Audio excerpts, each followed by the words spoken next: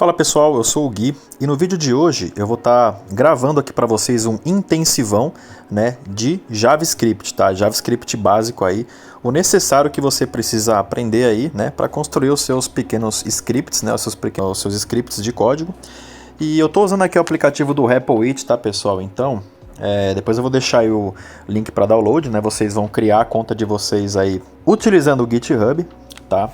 Então, antes de mais nada, só para explicar para vocês o que é JavaScript, o que é o Node, que é a engine de execução de códigos, JavaScript, que a gente vai estar utilizando, Então, eu vou aqui no Google mesmo, vocês podem pesquisar aqui por JavaScript, Então, JavaScript nada mais é do que uma linguagem, que foi desenvolvida aí para navegadores, para front-end, que basicamente ela vai interpretar ali códigos JavaScript, no navegador, e ela inicialmente ela servia para você manipular elementos HTML, e fazer algumas interações, Só que com o tempo, com o advento aí da evolução da própria internet, foi desenvolvido o Node.js, que é isso que eu vou abrir aqui agora, Então o Node.js é como se fosse uma suíte, um ambiente para você executar JavaScript fora do navegador, tá? Isso aqui é o mais utilizado, Então a gente vai estar utilizando o Node.js, dentro do ambiente do RepoIt, para a gente estar criando ali os nossos scripts, beleza? Então aqui no RepoIt, a primeira coisa que a gente vai fazer, a gente vai criar um repo aqui embaixo,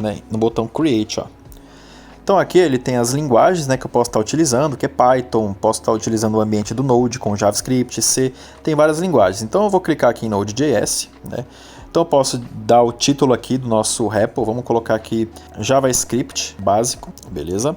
Depois eu vou clicar em Create, Ele vai criar o nosso repo aqui. Então prontinho, aqui está o nosso ambiente de execução de códigos JavaScript, de desenvolvimento e execução, beleza? Aqui embaixo tem o botão Run, para a gente poder executar o nosso código, Então aqui, se vocês repararem, ó, eu tenho várias abas, Eu tenho a aba do nosso código, eu tenho uma aba do nosso console, para a gente poder executar o código, e aqui eu tenho onde eu posso ver, por exemplo, os meus arquivos, coisas desse tipo, tá? Ele criou um arquivo index.js aqui, a gente vai fazer o seguinte, vamos escrever o nosso primeiro código JavaScript. Vou editar console.log e vou colocar aqui olá mundo. Beleza? Olá mundo, Então esse é o nosso primeiro código JavaScript, beleza? E eu vou clicar aqui em Run. Vocês vão ver que ele vai executar o código, ó. Você viu que ele retornou olá mundo.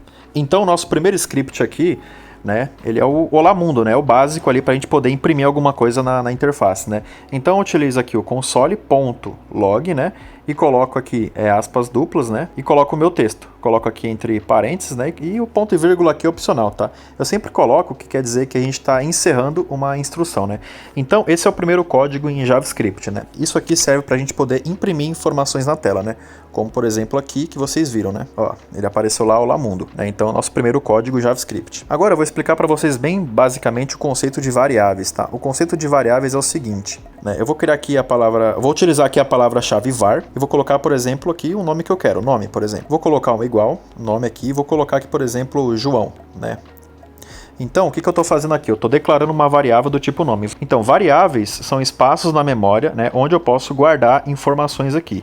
Nesse exemplo, eu estou guardando a palavra João dentro da variável nome, utilizando a sintaxe aqui do var. Existem outros tipos de variáveis, Não só nome, eu posso colocar, por exemplo, var idade recebe 32, Então, eu posso colocar números, Eu posso colocar também, por exemplo, salário. Vocês reparam que eu não estou colocando acentuação, tá, nas palavras, Vou colocar aqui, por exemplo, 3.000.99, ó.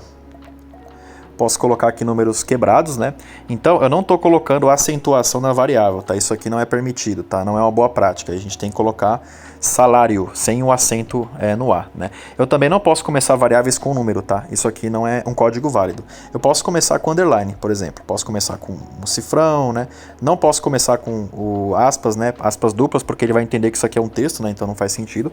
Então eu coloco sempre o nome da variável, sem aspas duplas, sem nada. Só o nome mesmo, a palavra-chave var, recebe e o valor que eu quero que ela receba. Eu também posso ter variáveis aqui do tipo booleano, Como por exemplo aqui, var, por exemplo, programador, por exemplo, igual a true. É programador igual a true. Eu posso ter isso aqui também. Então, true ou false, aqui pode ser false, ó. Que são variáveis que só recebem dois valores. Opa, pode ser ou verdadeiro ou falso, ou true ou false, Aqui no nome eu também posso colocar com aspas simples, tá? Por exemplo, var sobrenome é igual a da Silva. Eu posso fazer isso aqui também, tá? colocar com um aspas simples, beleza? Então é assim que a gente declara variáveis do jeito mais simples, né? Existem outros tipos de declaração de variáveis. Aqui eu estou usando a palavra-chave var, né? Eu posso também criar variáveis com outras palavras aqui reservadas, como por exemplo let, vou colocar aqui nome 2 mesmo, pegar a sugestão aqui do nosso Copilot. Eu vou colocar aqui João, né? Essa aqui eu vou apagar essas variáveis de cima. Posso ter com let e também posso ter com const, tá? Const, por exemplo, idade é igual a 30, né? Eu posso ter tanto com let, com const ou com var. Qual que é a diferença deles? A diferença está no escopo da informação. Eu vou dar exemplo aqui para vocês. Imagina o seguinte. Imagina que, por exemplo, eu tenho um escopo, tá? Então eu vou criar aqui um par de chaves e eu tô criando um escopo, beleza? E aí eu vou dizer o seguinte, ó. Vou colocar aqui let nome é igual a Maria e vou colocar um console log. Deixa eu apagar esse João daqui. Agora eu vou colocar um outro console log aqui embaixo, ó. Console.log nome, certo? E vou mandar executar esse código, beleza? Executando esse código aqui no run, vocês vão reparar que ele apareceu ali, né, o Maria. Deixa eu apagar esse terminal daqui. Vocês vão reparar que ele apareceu aqui Maria, né, ó. Ele colocou Maria aqui em cima, né? Vou colocar aqui, ó. Ele colocou Maria, só que depois ele deu um erro, tá vendo? Ó, ele deu um erro logo abaixo na linha 6. O que isso significa? Significa que a variável nome ela foi declarada dentro desse escopo, dentro desse par de chaves aqui, né? Então a variável nome ela não existe fora desse escopo. Agora, se eu colocar, por exemplo, a palavra-chave var, vocês vão ver que o comportamento vai mudar, né? O que vai acontecer? Eu vou executar, ó. Ele exibiu Maria 2 vezes aqui embaixo, ó, tá vendo? Com o var, ele vai pegar a variável e vai colocá-la no topo do código, independente do escopo que a gente está trabalhando. Entendeu? Por isso que ele não dá erro diferente do let, tá? Beleza? E agora tem uma outra diferença aqui também. Eu vou limpar aqui o código. No caso do const, vou colocar aqui, por exemplo, const nome é igual a Guilherme, ó. E aí eu vou fazer o seguinte, ó. Eu posso reatribuir valores em variáveis, né? Eu posso colocar só o nome dela e posso trocar aqui o nome, por exemplo, para Guilherme Silva, que seja, certo? E eu vou mandar executar esse código, vocês vão reparar o seguinte, ó, ele vai dar um erro, tá vendo? Porque eu não posso reatribuir, né? O próprio nome já diz aqui, ó, não posso reatribuir uma constante que já foi criada, né? Então eu não posso colocar outro valor nela, ela sempre vai manter o valor original. Eu não posso trocar o valor, né? Diferente do let e do var que eu posso fazer isso. Vou dar um clear no histórico aqui, voltar para cá. Então com const eu não posso fazer isso. Agora com var não tem problema, eu posso colocar o let também, né? Let, por exemplo, nome, aí o nome eu vou mudar para Guilherme Silva. Aqui eu vou colocar um console log, ó, console, esperar ele terminar ali, por exemplo, console log nome, e aqui eu vou colocar o nome de novo, vou reimprimir o nome, tá? Console, esperar ele completar aqui para mim, console log nome e vou executar. Vocês vão ver que ele vai imprimir, ó, Guilherme, depois Guilherme Silva. Ou seja, ele primeiro atribuiu a variável, né, nome ao Guilherme, depois ele trocou o valor para Guilherme Silva. Então, com let ou com var, isso é plenamente possível, tá? Isso aqui a gente pode fazer. Vou limpar aqui o terminal. Outra coisa que a gente também pode fazer é utilizar, por exemplo, operadores matemáticos com números, né? Posso colocar, por exemplo, aqui uma constante chamada soma, que recebe o valor 1 mais 1, por exemplo. Lembrando que eu não estou fazendo com texto, estou usando número, tá? Eu posso fazer soma, posso fazer aqui subtrações, const, posso fazer subtração, posso fazer aqui multiplicação e posso fazer aqui divisão também, né? Então aqui eu posso fazer operações matemáticas, tá? Então vou mandar ele executar, ó, você vai ver que ele fez ali as operações matemáticas que eu pedi, né? Eu também tenho o operador módulo, que ele pega o resto da divisão, por exemplo, const mod recebe, por exemplo, 2 módulo 2 aqui, né? O operador módulo ele vai pegar sempre o resto da divisão, tá? Então eu vou colocar aqui o console.log no mod, vocês vão ver que ele vai voltar a 0, né? Porque 2 dividido por 2 dá 1 e não sobra nada, então ele vai botar o 0 lá embaixo, tá vendo? Colocou 0. Dá uma limpada aqui. Então é dessa forma que a gente faz operações ali básicas, né? A gente pode também concatenar operações, né? Pode colocar, por exemplo, 1 mais 1 dividido para 2. Então ele vai sempre respeitar a ordem de precedência. Primeiro a divisão, né? Depois a soma e a subtração, né? Então ele respeita, tá? Essa questão também. Se eu quiser, por exemplo, colocar que a soma seja feita primeiro, eu coloco entre parênteses aqui, né? Entre parênteses aqui ele vai primeiro executar a soma depois da divisão, tá? Então eu posso fazer dessa forma aqui também. Vou limpar aqui a tela. Outra coisa que a gente pode fazer também é trabalhar com operadores de comparação. Como por exemplo, eu tenho aqui const, por exemplo, const está chovendo, que recebe true. Eu posso colocar const trouxe guarda-chuva. Vou colocar aqui, por exemplo, false, né? O que a gente pode fazer aqui, ó, console.log. Eu vou colocar o seguinte, ó, está chovendo e trouxe guarda-chuva. Então, eu posso fazer comparação com valores booleanos, né? Como, por exemplo, está chovendo é true e trouxe guarda-chuva é false, esse código ele vai voltar false. Porque quando eu tenho o e-comercial, somente se as duas operações elas forem verdadeiras é que ele vai voltar verdadeiro. Vamos executar aqui para ver, ó. Ele voltou false. E também eu posso utilizar aqui o operador OU, que são dois pipes aqui, duas barrinhas em pé. Com o OU, ele vai ou executar um ou outro, né? No caso, ele vai comparar ou um ou outro. Então, verdadeiro ou falso vai dar verdadeiro, né? Então você vai ver que eu vou executar, ele vai dar verdadeiro ali embaixo, né? Então, basicamente é isso, ó. True, só para ficar fácil de entender. Se eu tenho verdadeiro e verdadeiro, o resultado vai ser verdadeiro. Qualquer coisa diferente disso, se eu tiver false e false, false e true, o resultado sempre vai ser false, tá? Então sempre eu vou ter isso. Diferente do ou, né? Como por exemplo aqui, ó, true, true, ou true, ele sempre vai dar true, né? Então, ele só vai dar false quando eu tenho false ou false, né? Deixar ele completar aqui pra gente. Aqui também, ó. Isso a gente chama de tabela verdade, tá, pessoal?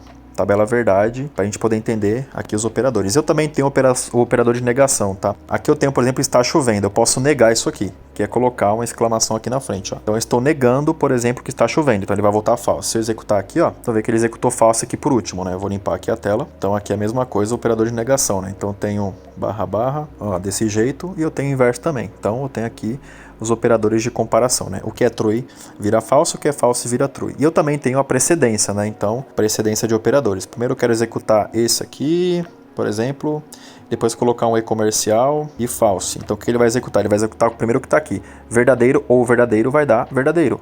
E false vai dar false. Então, aqui já muda o valor, né? Então, é assim que a gente trabalha com operadores de precedência, tá?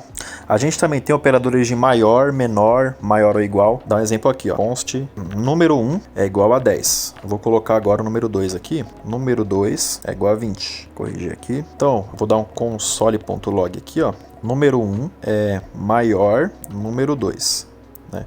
Então, o que eu estou dizendo aqui? O número 1 ele é maior que o número 2, nesse caso ele vai voltar false, porque 1 é 10 e 2 é 20, né? O segundo número é 20, então o 10 não é maior que 20, então ele vai dar false. Vou executar, ó, ele voltou false. Deixa eu limpar aqui esse terminal aqui. Então ele vai executar basicamente isso, né? Ó, vai voltar false ali. Eu também tenho, por exemplo, o maior ou igual, eu tenho o menor, eu tenho o menor e igual, eu tenho o igual, desse jeito. Tem o igual com 3, né, com 3 sinais de iguais. Com 2 sinais ele vai comparar somente o valor. Com 3 iguais ele compara o valor e o tipo. Por exemplo, aqui o número 2 eu vou colocar entre string, tá? Por exemplo, e aqui eu vou colocar 20, ó. Quando eu coloco 2 iguais, esse 20 e esse 20, eles vão ter o mesmo resultado.